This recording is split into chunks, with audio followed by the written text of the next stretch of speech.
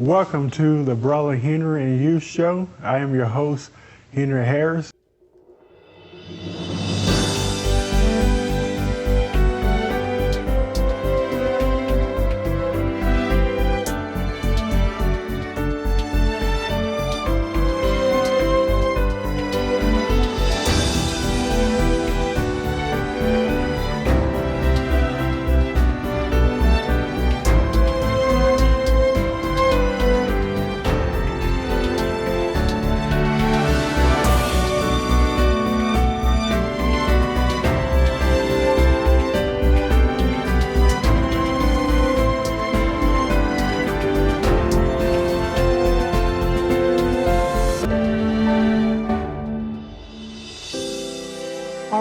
Hello, everybody.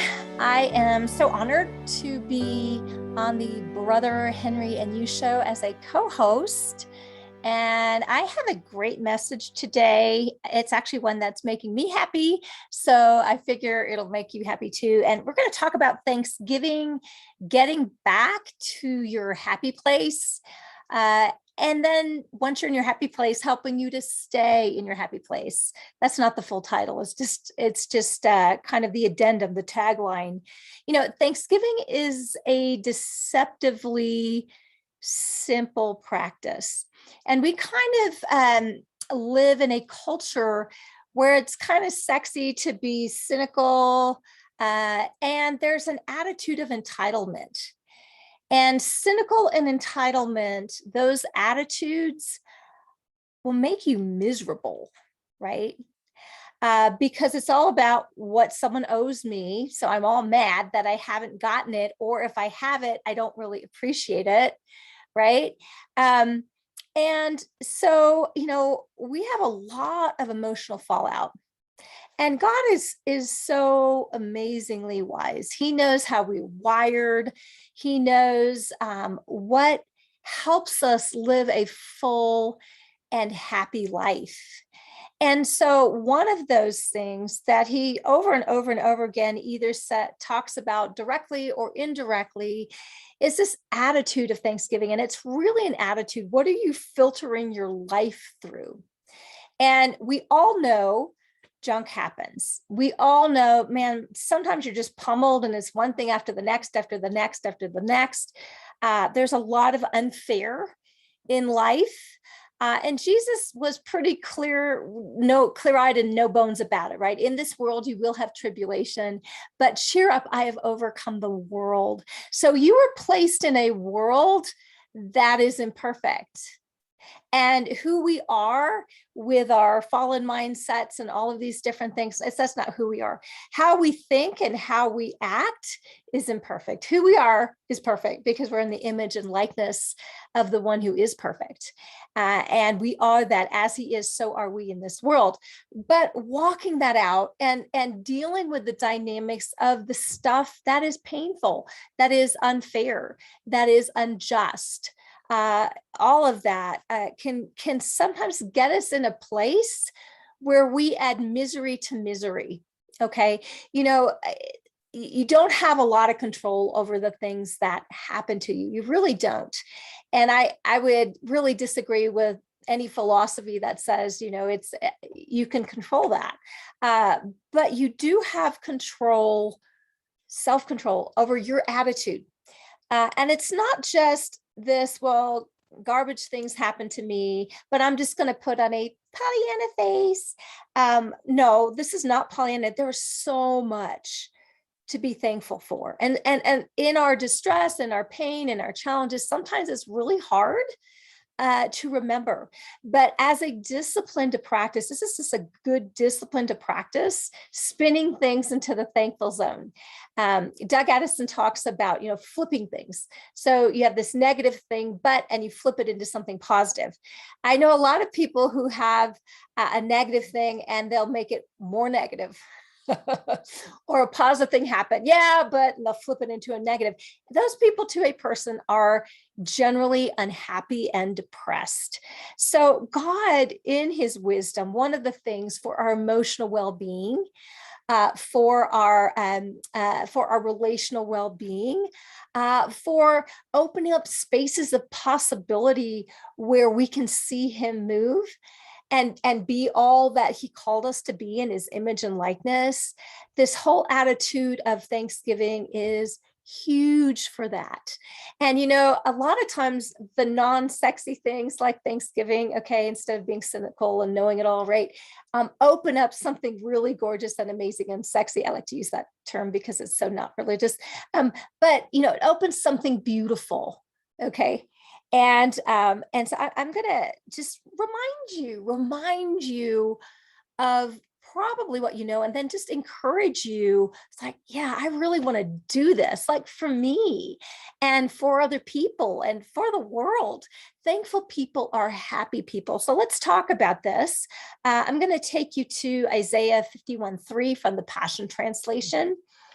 It says, indeed, Yahweh will comfort Zion, restore her and comfort all her broken places. Okay, so this is someone or a nation that was unhappy. He will transform her wilderness into a garden of bliss. That is your birthright, but it's not all at once. And a lot of times we need to kind of get it in our hearts and minds first before we see it materialize in the natural, right? Her desert into the garden of Yahweh. Joy and laughter will fill the air. Joy is your portion, okay? With thanksgiving and joyous melodies. There's such a connection between thankfulness and joy. I remember as a little girl, I was a pretty happy camper a lot of the times, and I appreciated the simplest of things that would honestly kind of be silly, except for it's not silly because it made me happy. And I'm a pretty joyful person. So flipping things into a thankful zone has served me well. And some people are naturally, it's easier for them to do that, but we're all called to do that because why? That's part of the fruit of the Spirit. God never gets depressed. Okay. When you look at the mess that we act out of and wade in and all of that, he just does not get depressed. And he also knows how he's going to move, and he adores us right where we're at. So gratitude or Thanksgiving is all about the tally you're keeping. Okay. So when I look at my life and my perspective, how am I tallying my life? So you have the good column, you've got the bad column, you've got the really bad column, you've got the amazing column. Okay. All right. And so where are you tallying things? And, sometimes a real focused, intentional tally on this is so good. And that's amazing. Okay. This is bad, bad, bad, bad, bad. We usually have no problems with the bad part. but practicing Thanksgiving, you can find a million things. I remember, this is such a silly thing. My father was not a particularly happy person for multiple reasons. And a lot of it, stemmed from his own personal stuff, but he couldn't see the beauty and the wonder and the joy of just even the everyday, right? Of even the good things. So, seriously, I grew up in Kansas, and I like bread. And so I was so grateful because I was in the bread state. And I just thought that was the most amazing thing. And I remember sharing that with him, and he's looking at me like, okay, all right. And he was off somewhere else, coveting something he didn't have. And when you covet something, you're miserable. When you're envious of other people, you're miserable, right? Or what they have and what you don't have. Envy is you're jealous of what you don't have. Jealousy is that you have it, but you're wanting to protect it. So anyway, those ways of being create misery. Simple gratitude. Oh my God, enjoying the beauty and the wonder of the people around you. We have such a a problem with I can't commit or I can't stay committed. We just have such a problem with that. And I think a lot of times we're trying to find the perfect spouse or whatever, and people disappoint us. And we're constantly like looking for the pot of gold at the rainbow. The grass is greener on the other side. And so we have so many problems with relational fallout, where if we can be grateful for the one God gave you and how amazing they are, and really meditate on like, I'm so grateful for that. I'm so grateful for that. I'm so grateful for that. Our relationships would come alive, and our marriages would last, and our relationships would last. I just threw that in. That was the bonus. Okay. All right. Let's go to 1 Thessalonians 5:16. I'm reading this from the Passion Translation. It says, let joy be your continual feast. Oh, I love that. That just makes me happy. I can just camp out right there. Make your life a prayer. What does that mean? Talk to God all the time and listen to him all the time. It's great. And in the midst of everything, be always giving thanks. Be always. Notice how this is a way of being. Be always giving thanks. Oh, I'm so grateful for that. Oh, I'm so grateful for that. It's like, oh, look at that. That's so amazing. Do you know the sunrise comes up every morning and is absolutely gorgeous, and we miss it 90% or 98% of our life, but it's still there. There's so many things to be grateful for that we miss. And I'm not saying you have to wake up to look at the sunrise or stay for the sunset. I'm saying there's this beauty all the time that we take for granted. And when you take things for granted, you're a miserable person. You just really are, because you're like, well, yeah, but I want this. Well, it's like, why don't you enjoy this? And maybe that will be added unto you. Yeah. And then you'll be happy about that, and more can be added. We're going to talk about that. So it says, this is the will of God for you. So what is God's will in my life? Okay, well, let joy be your continual feast.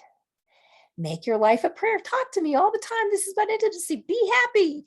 This is about intimacy, and always be giving thanks. And I love the way this is termed, because it's a way of being. Thankful people who have cultivated this, if you're not a naturally thankful person, you can cultivate it. So it's kind of like a default. So you're flipping everything into thankful mode, and you will be a happy camper. Oh my goodness. Okay, let's keep going. The word give thanks is the word, I'm going to say this wrong, but just love me anyway. Greek, eucharistio, to be grateful, feel grateful, give thanks. I want you to notice in the middle of that, actually, it's easier to see if you actually see it written out. It's spelled charis, charis, which is the word grace. Also could be extended to the word love, but it's really about grace. Grace is released intrinsically in the giving of thanks. And we need grace. We are so dependent. We are dependent people, right? Jesus said, as you remain in me and me in you, you will bear much fruit. Apart from me, you can do nothing. That is ultimate dependency. Everything comes from our union with Christ, whether we know it or not, believe it or not. The things that we think, oh yeah, we're doing it without him. Well, it's because he made the grace available to that, and you're not having to try hard to yank on that grace. So we are giving thanks in everything. But let's be clear, we're not like idiots. We don't need to give give thanks for everything. Like, I had a loved one recently diagnosed with cancer. Well, I am not giving thanks for the cancer. Oh, forget that noise. But I am giving thanks that there are answers in the midst for her that will make sense for her, and that she will be okay. Right? Love that. Let's see. And just interesting, it says in Ephesians 5:20, King James, giving thanks always for all things. Well, that for all things, just in case you got confused, because sometimes we get religious and we'll thank you for the cancer. What a bunch of BS. No, don't think. If it's negative destruction and bringing death, it is an enemy of God. Okay, so don't give thanks for it, but give thanks in it. It means you can translate that word for over or above or beyond. Okay, in spite of it, give thanks. Why? Because there's answers, and there is another side. Isn't that great? Okay. So, how are we experiencing this fullness, experiencing life and joy and peace and all these things that come with Thanksgiving? How does that work? I kind of unpacked it a little bit just to help get you thankful. And how does this work? How does this work, right? What are kind of the mechanics, although it's not mechanical? So thankfulness shifts atmospheres. So if you're depressed, like do your self-discipline to write out things that you're thankful for and keep on going and keep on going and keep on going. And sometimes we're so depressed, like you can't think of anything. I get it. Well, then have someone help you. Okay. Because it will shift you, because sometimes we want to hold on to our depression and our right to be mad about how sucky things are. And that's just honest. Okay. But we're not little brats. Okay. We are sons and daughters of God who are grateful in the midst of crappy things. Wow, we're believing and knowing that, wow, there are answers for all of those crappy things, right? But it shifts the atmosphere for you. You cannot open to possibility if you're on lockdown with how crappy things are. Okay, you're not. Emotionally, psychologically, mentally, you are closed off. Your heart is closed off, and God wants us to live fully alive and fully human. So that means our hearts are open, and thankful hearts are open hearts. Okay. It opens up a space to receive more. So when you're thankful for, say, living in the breadbasket state or whatever that was, because you like bread, and that's just it's just a funny thing. But when you're saying it opened up more possible, and I'm thankful for this, and wow, I get to be thankful for that, and yay, I can be thankful for this, and oh my God, I'm so thankful for all of you watching, right? And it just opens up space to receive more, and you can be more thankful. You get out of a vicious cycle, right, to a blessed cycle. You go upwards, and right, and you get in the right dynamic. It's in your emotional health. It keeps you from being entitled. Entitled people are obnoxious. Okay, they're little spoiled brats. You owe me. It's like, well, I don't know. Maybe you ought to work for that yourself or whatever, right? Whatever that is. And it's not good. They're entitled people are miserable because it's never enough. And they usually have a big old chip on their shoulder. And I'm not saying there isn't such a thing as justice. So don't mishear me. But I'm saying if you stay in that place of being entitled and not being grateful, you will live a miserable life and bring a bunch of people with you. Okay. It creates a posture that God's blessings will be released. Listen, if I have a child and they're not grateful for what I have given them, I am kind of like, not sure I'm going to release more so you can be that much more ungrateful for all that. So maybe I'm kind of like, sitting with it for a bit, and then encouraging them, guys, you know what? That it took a lot of work to do that, or whatever, that was given in love, and be happy, enjoy what I gave you so I can give you more. But if I give more to people who are ungrateful, their ingratitude will grow, and that's really bad for them. That is really bad for them. Ultimately, God is about conforming us into the image of Christ, who is love, which means he's lovely. And gratitude and thanksgiving are lovely. So you can give more and it not be bad for people. Okay. A lifestyle of Thanksgiving will keep you childlike and open-hearted. And this is so good. A lot of, when we're too cool for school and we're cynical and we're, maybe ungrateful and kind of depressed and all that kind of thing, we're not living as children, but we're living as brats. Okay. Now being childlike, we want to be childlike. not childish. Okay. And I'm telling you, cynicism and ingratitude is childish. Okay. But childlike is open-hearted, able to see the wonder in things, and you're happy, and it creates a space for more to flow, for life to flow. Jesus said the kingdom of heaven belongs to such as these as childlike people. Why? Because he can release all the blessings he wants to and have it be good for them, for us, when we're childlike, right? So when we're entitled and cynical, well, it robs us of joy, right? It also creates an atmosphere for the miraculous. There's something about gratitude that has an element of wonder to it. Like, look at that. Look at the sunrise. Wow. Look at that person in front of me. They're so amazing. Wow, you gifted me with that person. It has an element of wonder in it. And that is also an atmosphere where the miraculous flows. There's a supernatural component on this that's not just mental health psychologically, although it totally is. There's a supernatural grace on it.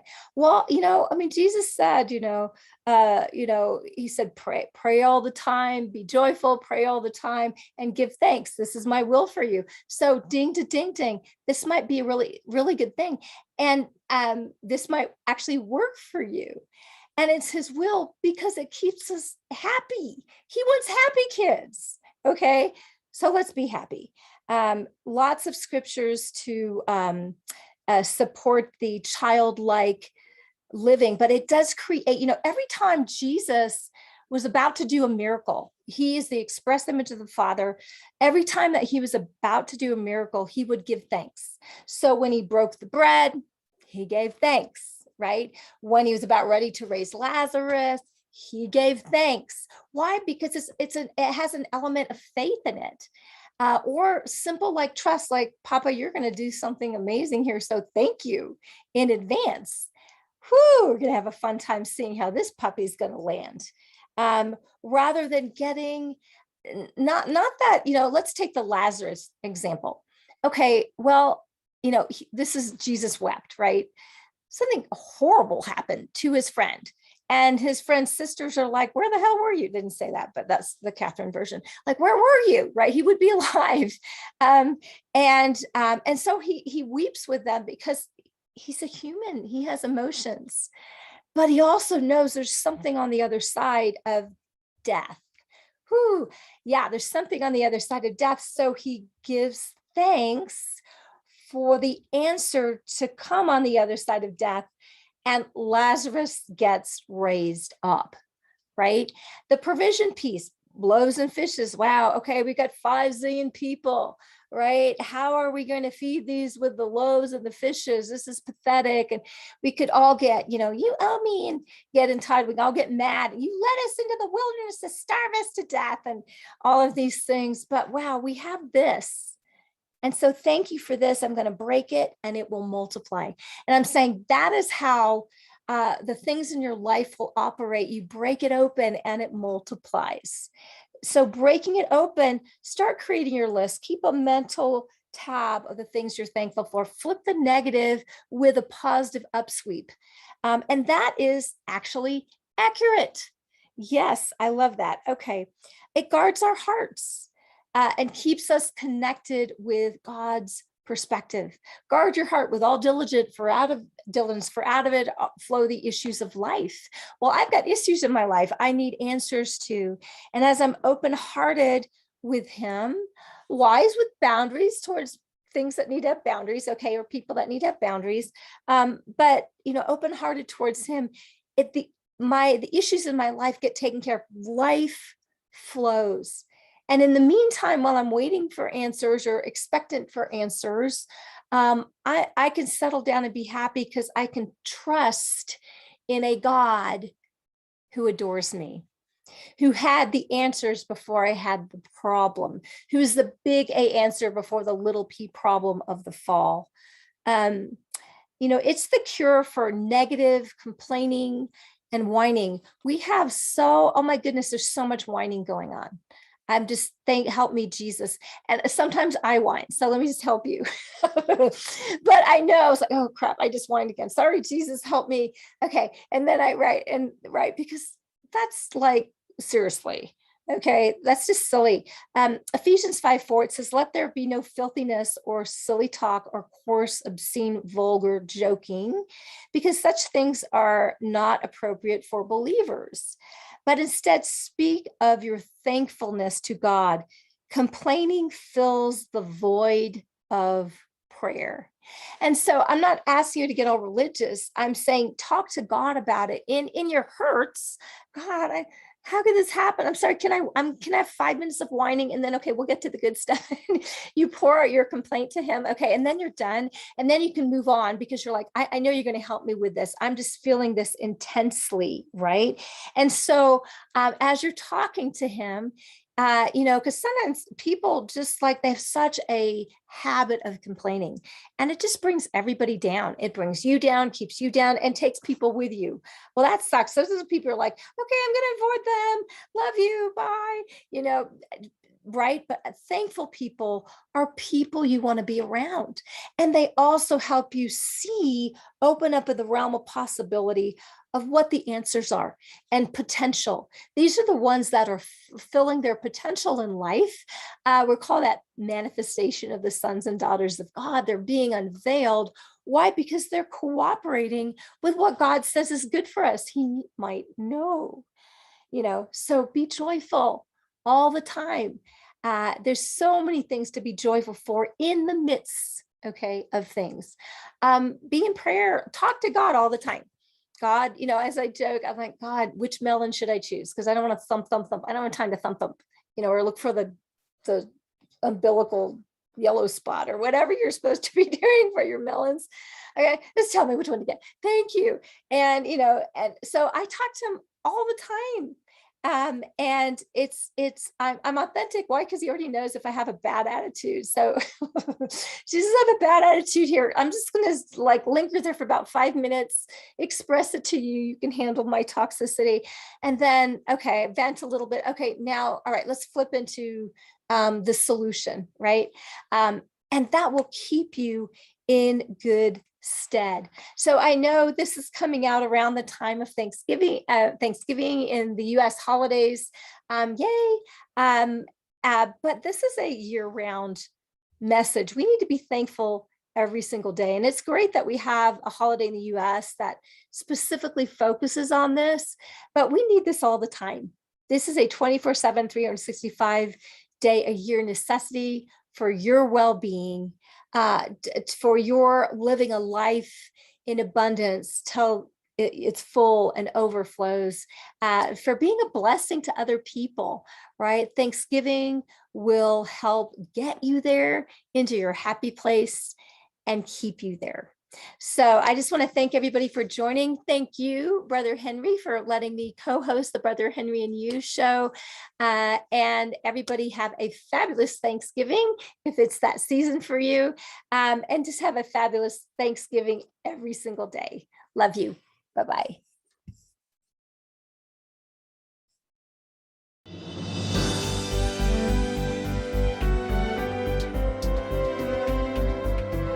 We hope you have enjoyed today's program. We want to connect with you. Visit us at facebook.com/The Brother Henry and You Show, or visit us on our YouTube channel at youtube.com/Henry Harris 100.